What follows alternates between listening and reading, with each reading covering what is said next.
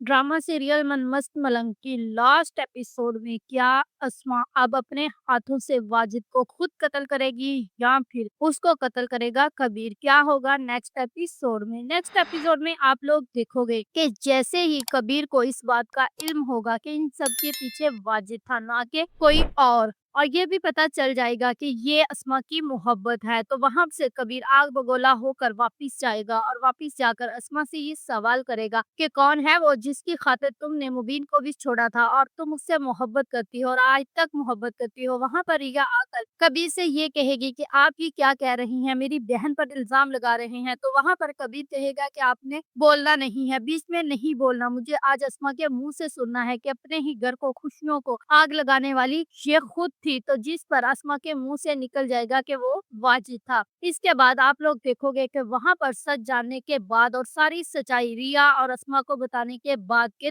तुम लोगों के घर की खुशियों को खाने वाला कोई और नहीं बल्कि वाजिद ही था और वाजिद ने ही इस घर को तबाह बर्बाद किया है। तुम्हारे बाप को, तुम्हारे भाई को कत्ल करने वाला सिर्फ और सिर्फ वाजिद था। ये सच्चाई सुनकर रिया से भी बर्दाश्त नहीं होगा और रिया भी अपनी बहन अस्मा पर हाथ उठा देगी और अस्मा सबके हाथों जलील हो जाएगी। और इसके बाद आप लोग देखोगे कि जो रिया है वो कबीर के साथ ही पुलिस स्टेशन जाएगी और वहां पर जाकर मुबीन की रिहाई करवाएगी। जैसे ही मुबीन रहा हो जाएगा तो वहां पर वाजिद भी आ जाएगा और वाजिद कहेगा कि मैं अपने दोस्त के कातिल को इतनी जल्दी और इतनी आसानी से नहीं जाने दूंगा। तो वहां पर मुबीन कहता है चाहता तो मैं भी यही हूँ और मैं भी सच्चाई तक पहुंच जाऊं, इसके बाद देखना मैं तुम्हारा क्या हाल करता हूं। तो उसके बाद आप लोग देखोगे कि जो अस्मा है वो सबके हाथों जलील होने के बाद वाजिद के घर चली जाएगी उसके उताक में। और जैसे ही वहां जाएगी तो वाजिद बहुत ज्यादा खुश होगा और उसे देखकर तो अस्मा कहेगी क्यों ना हम शादी कर लेते हैं। तो वहां पर वाजिद कहेगा हाँ, मैं तो कब से बेताब था,